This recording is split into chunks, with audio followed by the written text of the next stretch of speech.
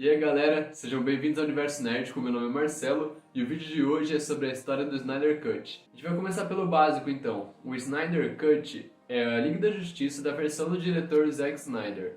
O Zack Snyder ele é um diretor que estreou seu primeiro filme em 2004, o filme Madrugada dos Mortos, que é um remake de um clássico antigo, e esse filme foi muito bem recebido pela crítica e teve uma bilheteria muito boa.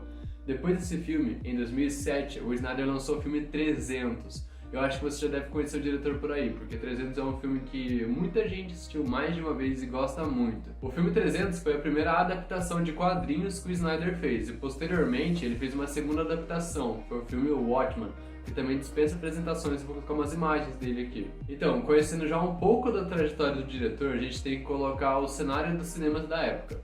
A Marvel estava começando a alavancar o UCM, que eram vários filmes de heróis, tipo, conectados de alguma forma, e a DC precisava retribuir isso, tipo, contra-golpear de alguma forma, porque elas são concorrentes diretos. Para isso, surgiu a ideia de criar o DCU, o Universo Estendido da DC. Eles começariam por onde? Pelo Superman. Só que para começar a fazer filmes, eles precisavam de um diretor que soubesse adaptar bem os quadrinhos. E aí foi a ideia de trazer o Zack Snyder para esse projeto. Em 2013 lançou o filme O Homem de Aço, que teve 600 milhões de dólares de bilheteria, e foi um filme que é um filme muito bom. Pra mim, dos filmes do Snyder na DC, é o melhor filme até agora e provavelmente o Snyder Cut não vai ser melhor que esse. Porém, esse filme ele é muito contraditório, porque ele trouxe à tona a visão do Zack Snyder que ele tem sobre o Superman e sobre esse universo de heróis que estava sendo criado, que é uma versão um pouco mais realista e sombria, o que destoa bastante do Superman dos quadrinhos. Isso desagradou muitos fãs.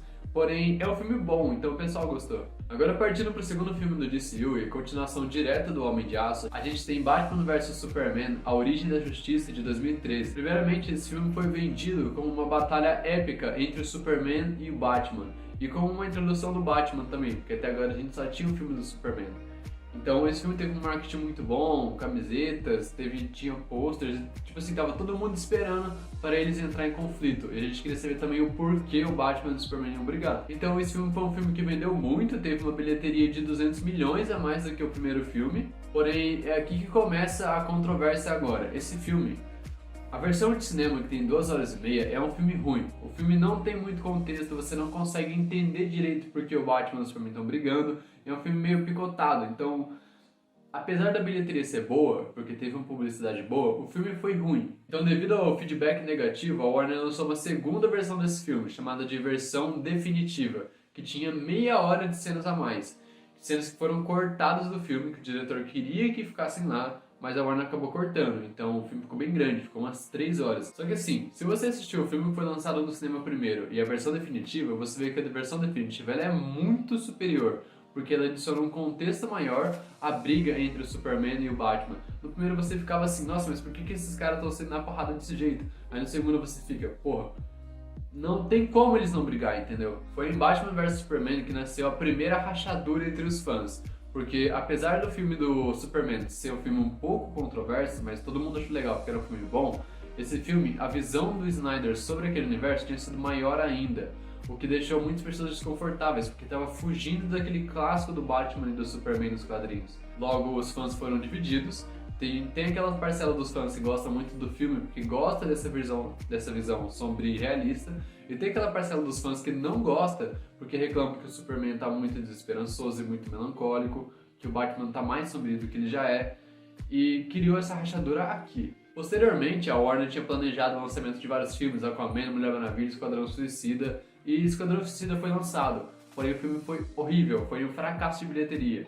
E depois dele veio Mulher Maravilha. O filme da Mulher Maravilha se passa na Primeira Guerra Mundial, então ele não tem muito a ver com Batman vs Superman.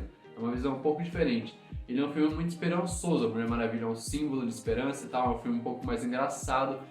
A gente pode dizer que adicionou um pouco dos fatores da Fórmula Marvel nesse filme, e o filme deu muito certo. Isso foi um fator muito grande para contribuir para o conflito que a gente vai ter lá na frente. Agora a gente chega no ponto que a gente quer, que é o filme da Liga da Justiça.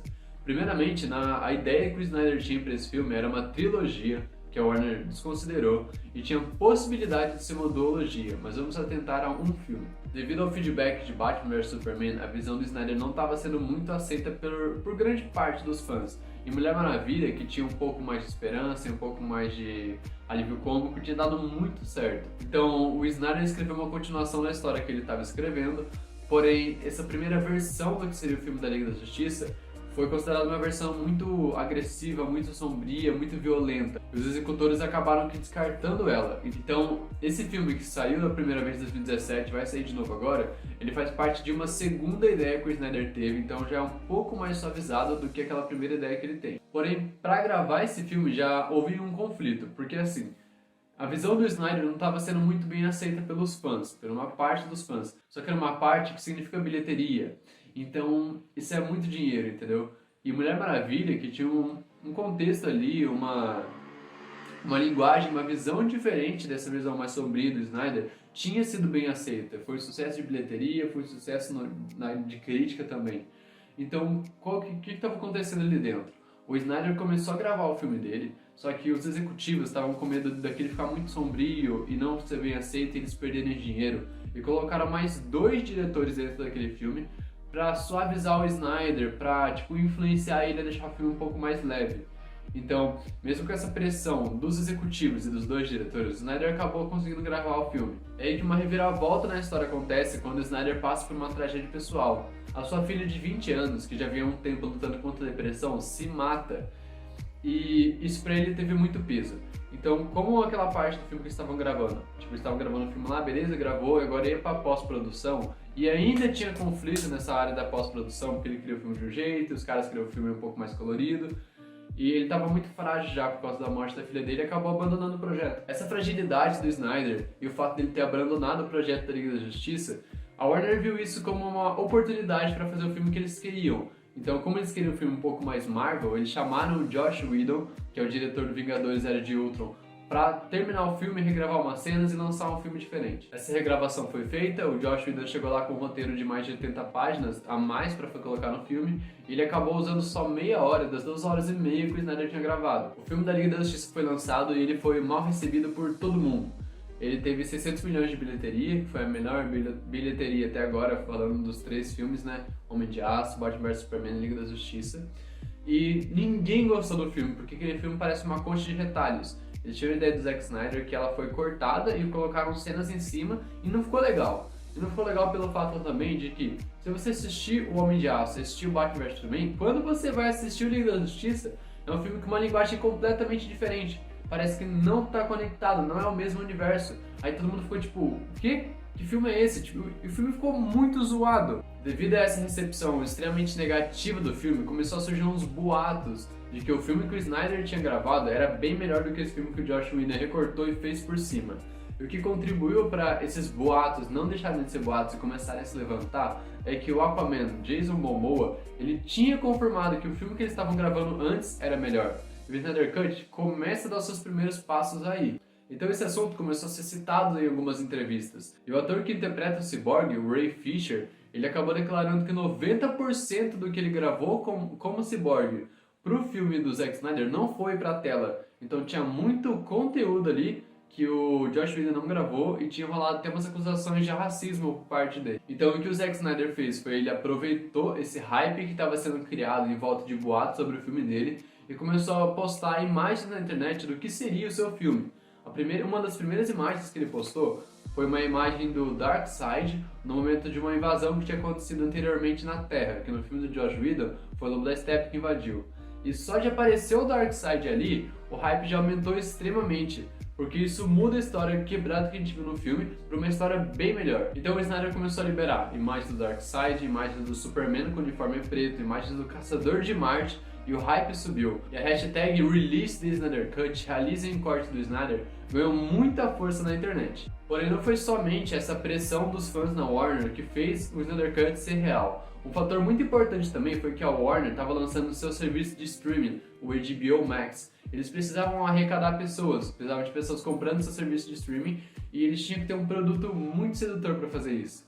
E nada mais sedutor do que o Snyder Cut, porque ele estava em alta no momento. Então a Warner investiu 70 milhões para o Zack Snyder fazer a pós-produção do filme dele e até regravar algumas cenas. E é aí que nasce o Snyder Cut. O Snyder Cut tem um significado muito grande para todo mundo que gosta de cinema, gosta de filmes e em geral devido à sua história. Primeiro que o luto de um diretor não foi respeitado, a visão de um diretor sobre determinados heróis não foi respeitado e os fãs usaram a sua força para conseguir fazer com que isso seja relevante. com que um filme que era um boato hoje seja real.